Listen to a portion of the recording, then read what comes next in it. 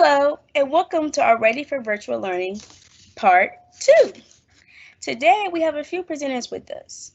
Our first presenter is Carly, Executive Director of Civil Rights. We also have Leah, Social and Emotional Learning Specialist, Melissa, Restorative Practice Specialist, Mari, Learning Technology Specialist, myself, Josephine, National School of the Arts High School student, Casey, Hillsborough High School student. Our objective for today is to allow our students to have a voice and hear from our peers. We want to provide examples and tips for virtual learning spaces. Next, to give examples of spaces and rituals. Last, we want to talk about good digital habits. We have a few norms for today. We will begin and end according to our scheduled time. Use the chat box to respond in an appropriate manner. We also would like you to have paper and pencil ready. You will need one to take notes. We will talk more about this in depth later. As a courtesy to our speakers, we ask that you keep your video and audio off unless you're invited by the presenter to turn it on. I will now pass it to Miss Leah. Hi, everybody. We have had so much fun connecting with you all this week. Remember, we are all in this together and we're here to support each other. We're learning and laughing, hopefully, through all of our mistakes.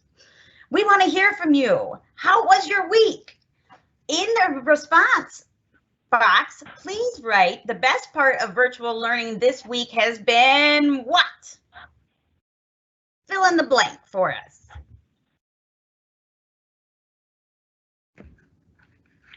So it looks like we're getting answers here. Courtney says the best part of our virtual learning is community gathering.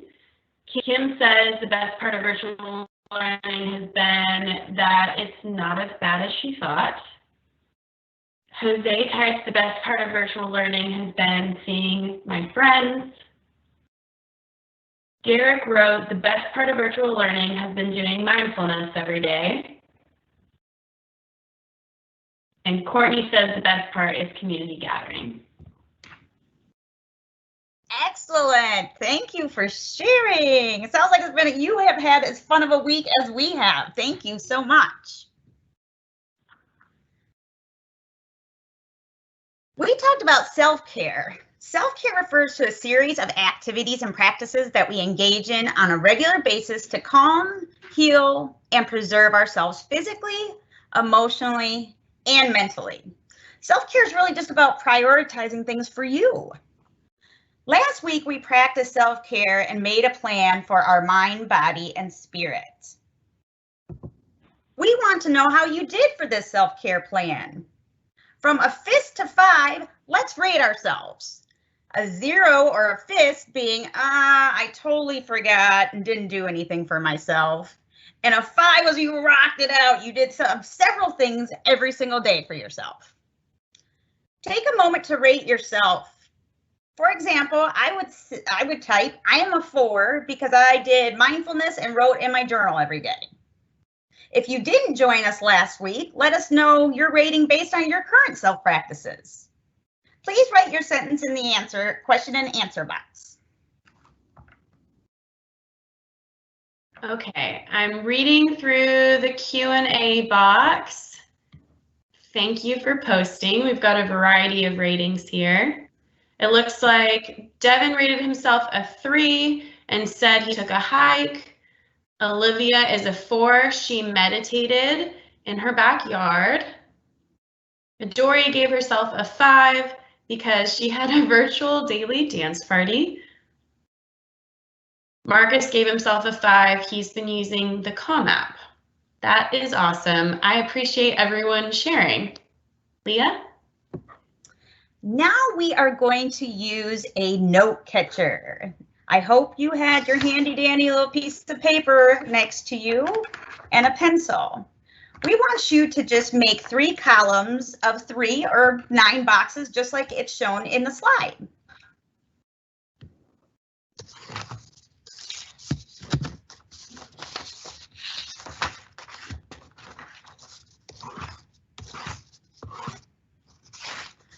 The first column going down is going to be the 3 areas of our presentation. The first one will be virtual learning spaces. The second one is habits and rituals. And the third one is digital citizenship. I'm going to write notes in the second column and supports in the third column, just like the screen shows. Just follow exactly what the slide has. Take a minute to do that.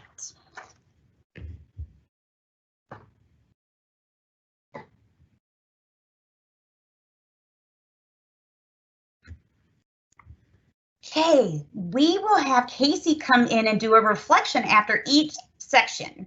We want to know how we can support you, so make sure you respond with us. Our family engagement and behavior support teams have been working really hard to help kids create virtual learning spaces.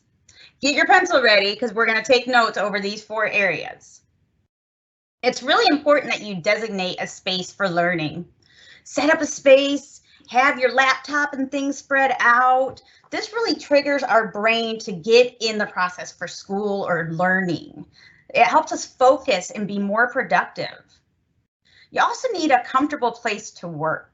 Choose a place where you're able to work, but not so comfortable where you want to put your head down and go to sleep. This area should be really well lit as well. Be sure to hang up your schedule and your passwords in this area. Maybe save space to decorate your space with all your hard work that you've done that you will be doing this year. Don't forget to stay hydrated either. So bring some water to your space and take mindful minutes for yourself and brain breaks. Try to make your space accessible as well. Try to eliminate any technical problems you may have. Check your Wi-Fi, make sure your battery charger's there. Again, have those passwords with you. Last, the next point that you should add to your notes is to have flexibility. You may not have a permanent workspace, and that's okay. You may move things around in a basket or in a bag, and that's okay. Think about maybe having some kind of sign or signal to indicate that your area space is now your learning space. Maybe a cup of pencils, and when it's on the table, everyone knows that you're doing school. Or your laptop would be a good signal. We can't emphasize enough that work spaces don't have to be perfect. It just has to work for you. Try things out, adjust whatever's not working. It is okay. And remember, we have backgrounds or filters if you don't want to show your workspace. Now we're going to move over to Casey, who's going to talk about her workspace.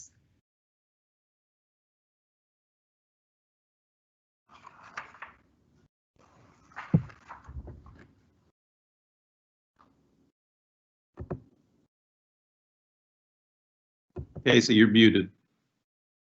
Sorry. Okay. Hey guys, so for my learning workspace, it needs to be quiet. How I set up my virtual learning space is I usually get everything ready in the morning or in the night before. So then in the morning, I'm not stressing or rushing. I have my passwords and teachers' contacts in my book and agenda. And then I have everything with me so that I don't have to get up and look for them because I don't know about you, but I get distracted really easily. I like to keep my space organized and minimal so that I can keep up with things. And that's really all there is to setting up my virtual learning space. Yeah. Thank you, Casey. We have lots of additional supports for virtual learning as well. We have a website link that you can connect to here if you would like additional supports.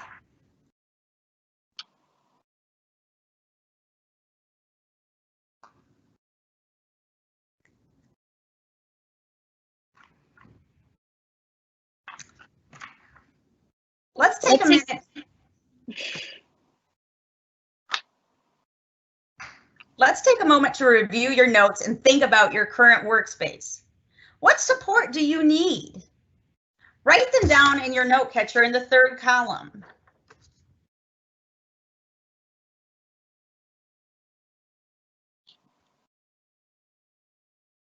let's go ahead and add those supports in the Q&A. So there may be ways that we can help. Type how we can support you in your virtual learning space. So it looks like Brian could use an extension cord for his laptop. Some others are looking for chargers. I think we're working on it.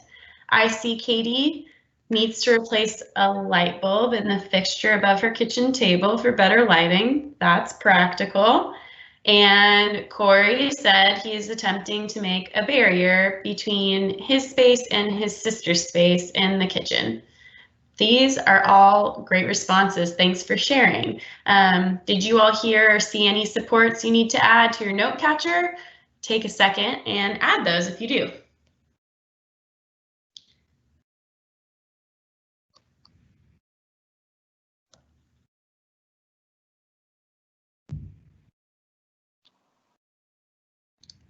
Thank you all for sharing, and now we're going to Josephine. What are rituals? Share your responses in the chat box. Rituals are a series of actions or type of behavior regularly followed by someone. Rituals may be prescribed by the traditions of a community. Think about what rituals are shared in your family. Which rituals shaped who you are? Please share your responses in the Q&A chat box. I know for my family, we play Uno after every holiday break to spend more time with each other because we don't get to see each other as often. What about you guys? Remember to write notes about rituals. What are we repeating? We are what we repeatedly do. We can make success routines if we develop healthy habits.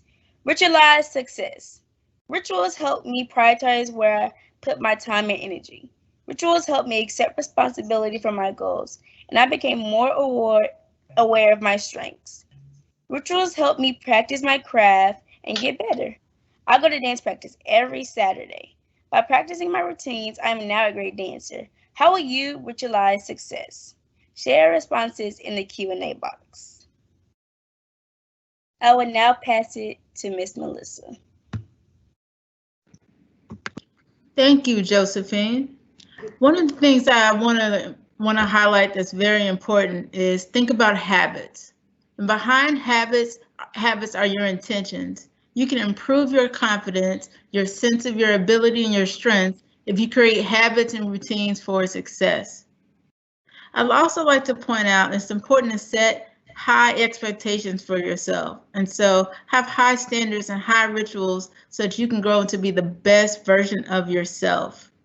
Setting intentions, it really requires you to think about what are my personal commitments. Now, I would like for you to consider what are 2 personal commitments that you can make to be successful over this virtual learning environment. And I'll wait and I'll give Carly a chance to read some of your great responses. It looks like we have people who are committed to exercising. That's awesome and different. Looks like we have some people who are making personal commitments to do yoga. That's great. To do all their homework. These are great. Thanks, Melissa. Great. Thank you, Carly. Now, I would love it if Josephine can share some examples of her rituals. I'll pass it back to Josephine. Thank you. I have 2 main rituals. One ritual is that I have alarms for each task that I like to do because I personally need to stay on task because I will get distracted really quickly. Another ritual is I like to listen to the Lion King, the Gift app every so often in the morning because if I don't like waking up in the morning, so I need something to wake me up. So I sing and I dance and I get ready for the school and I get in the school spirit. Those are 2 rituals I do. I would now pass it to Casey. Let's take a moment to review your notes about rituals and habits. Think about some of your rituals and habits you may have. What supports do you need in these areas? Jot them down in your note catcher. Let's share our needs in the Q&A now. So it looks, thanks Casey, it looks like Katie needs to sit down and create a schedule for herself. And Kenny is going to set some alarms as reminders. That's a really good idea. Seth is going to create some goals. It looks like Ted is going to think about his success, what can make him successful, and plan for the next week. Thanks for sharing.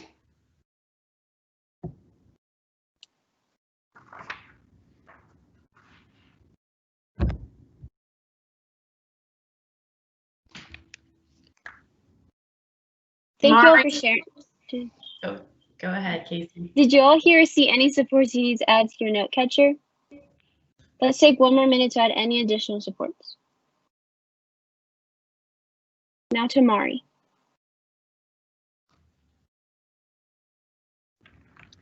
Hi. Okay, so this will be the last section for your notes, okay? So get ready. Lately, we have all been so connected to our devices, right? But we must be sure we are making healthy media or technology choices.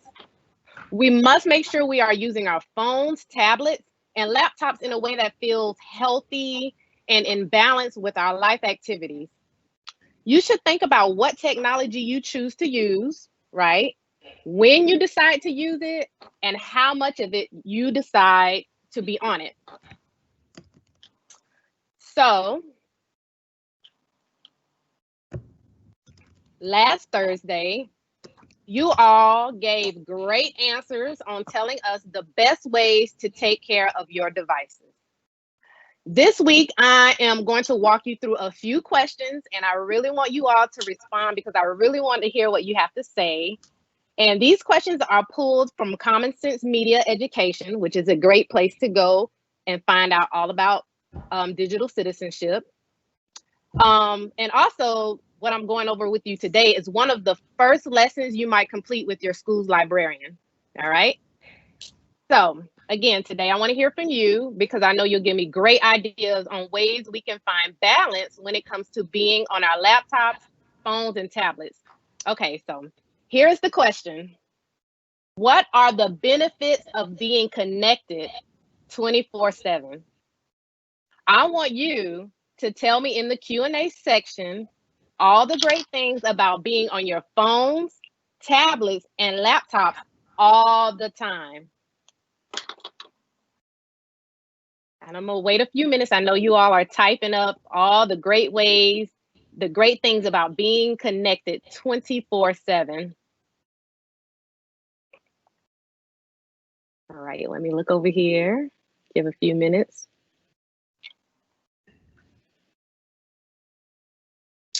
Okay, I see someone has put in real-time access to weather when planning outdoor activities. Instant communication. Okay, so you get to talk to your friends over chat instantly. And of course, able to look things up on Google. Oh, I see another one. Again, people are always available.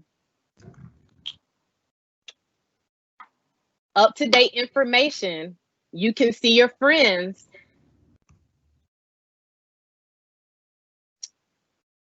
All right, let's go to our next slide. Oh, here's a good, hold on, it got published. It's a way to feel connected to others, even when we can't be together in person. All right. Now we want you to give us some of the benefits of doing things offline that don't involve digital media. We want you to give us examples of activities that do not involve the internet, your phones, or your tablets. All right. Let us know by typing in the Q&A box. So this is the reverse. Let us know the benefits of doing things offline that doesn't involve any internet, no phones, no tablets.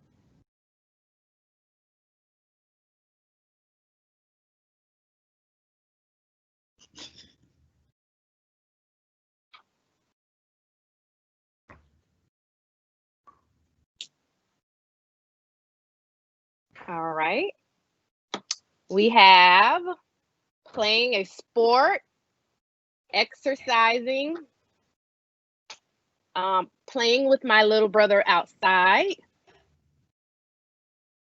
We have going on a nature walk, hanging out with family. And remember the benefits, another benefit of doing things offline is you get to experience everything with all your 5 senses, right?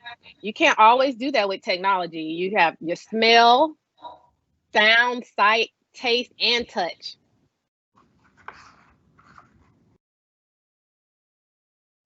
All right. Let's go to the last question. All right. All right.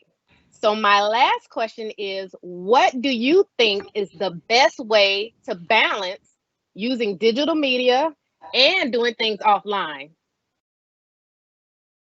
So how can we go on the internet, on our phones and our tablets, as well as find the time to do activities that do not need our devices? So that's where the balance comes in. How can we do both? And what is the best way to balance?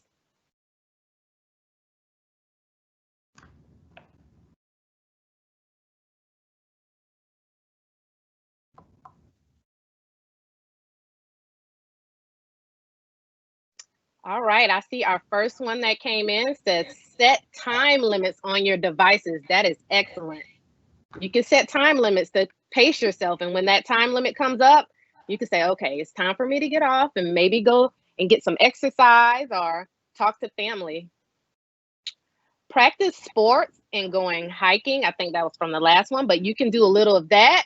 And then maybe you're using your phone to document, you know, how many steps or how many miles more you did this time than last time.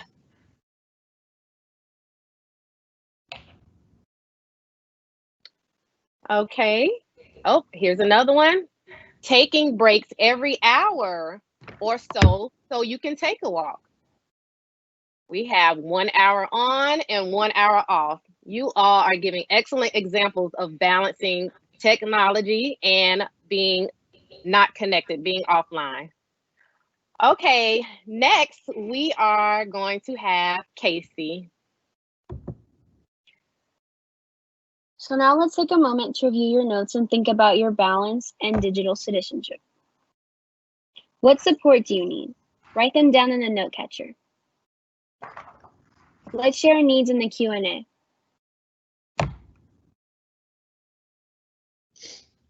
Okay, Chris said he needs to set a screen time reminder on his phone.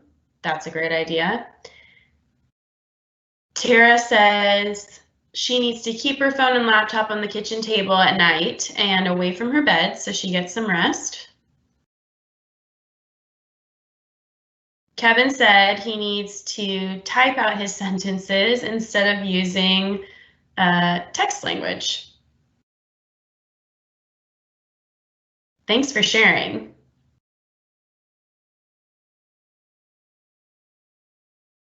Did you all hear or see any supports you need to add to your note catcher? Let's take 1 more minute to add any additional support. On to Josephine. Thank you all for joining us today. Remember to join us for another full day of virtual learning. Tune in into your community gathering at 9 o'clock. We'll have a building relationship mini lesson at 10 o'clock. Join us for our mindful minute at 11:30. And last, we have a 12 o'clock student course titled Netiquette that will teach you about online etiquette. Thank you all for joining us for this virtual night of learning. First, take a moment to review your notes. What is the first thing you are going to do to put these plans in place?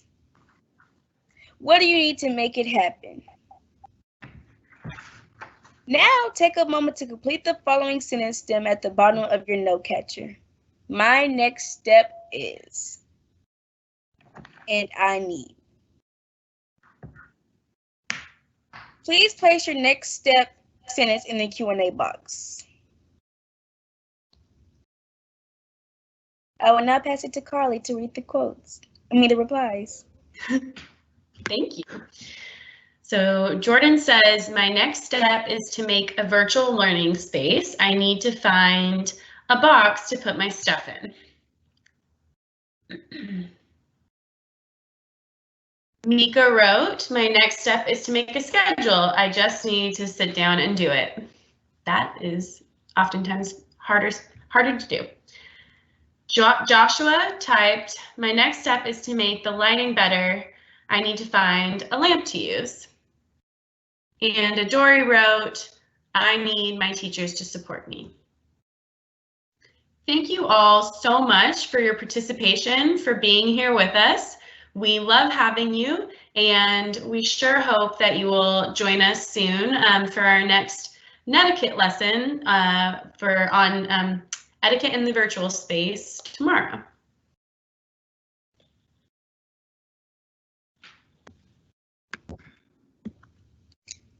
Thank you everybody for joining. I hope that now that you have all these tips and these things you can do to help you provide, I hope you guys have a wonderful and great virtual year. Thank you.